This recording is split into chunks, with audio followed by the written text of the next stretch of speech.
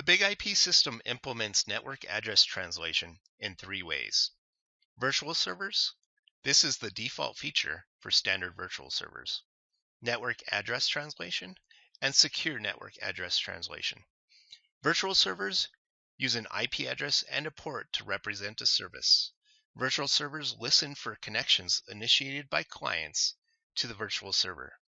And when packets arrive at the Big IP, the destination address and port is translated from the virtual server's address and port to a pool member's address and port.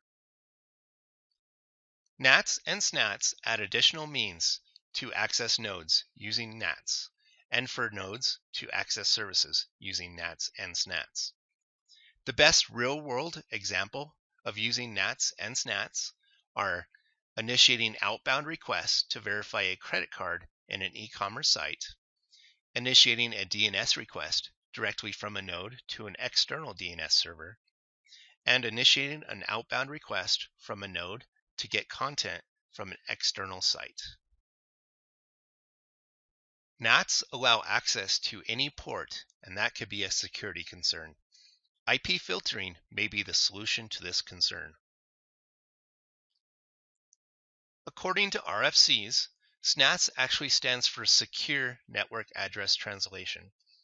However, many people know it as source NATing because the source address is actually what is changed.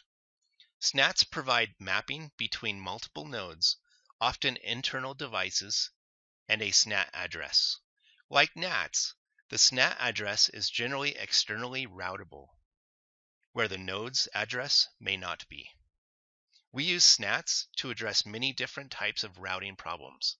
A typical example involves translating the source address of multiple internal servers to a single external address. This is one example of a routing problem, having many non-publicly routable addresses to one routable address. Here, a source address is translated to a SNAT address. We receive a response packet back after the address is translated. The second example of a routing problem. We said earlier that if the Big IP changes an IP address of a packet on its way through the Big IP, then the response packet must flow back through the Big IP because only the Big IP knows how to change the IP address back. If the server default gateway is something other than the Big IP, then simple load balancing will break. A SNAT can fix this by changing the source address of the initiation packet at the same time as the virtual server is changing the destination IP address. Now the response packet will come back through the Big IP instead of the default gateway. In this example, our source address is changed by SNAT. Our source address is changed back by the virtual server while we send our response. Translation is what we will change the source address to. Origin is which source addresses are eligible to be SNATed.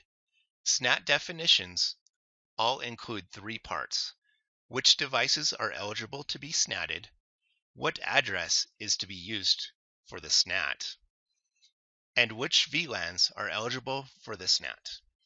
Eligible devices are often listed as network or IP addresses.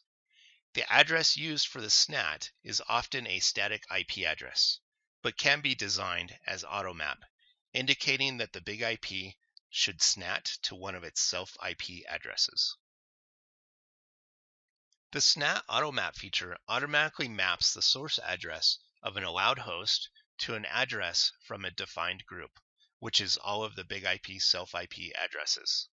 The self-IP address that is chosen for a given translation is determined by the following rules. Only one self-IP from an egress VLAN will be used. Floating addresses will be the preferred use. By always using a self-IP from the egress VLAN, the devices the traffic is sent to will more likely have a return route. Okay, so when do we use AutoMap? When we use a floating address in case of a failover.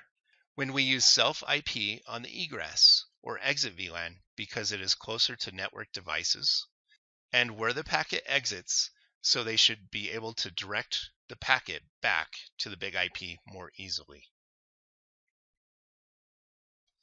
In our lab, we will see SNATs in action. SNATs mask the actual node address without allowing devices to initiate a connection to those nodes. SNAT definitions have three pieces: what clients can be SNATed, what address or addresses will be used, and what VLANs is the SNAT enabled for. Like virtual servers, when SNATs are created, their addresses are associated with the VLAN that already has a self IP in the same subnet. We are going to configure SNATs in this lab. In this lab, we will test out some SNAT configurations. So let's get started.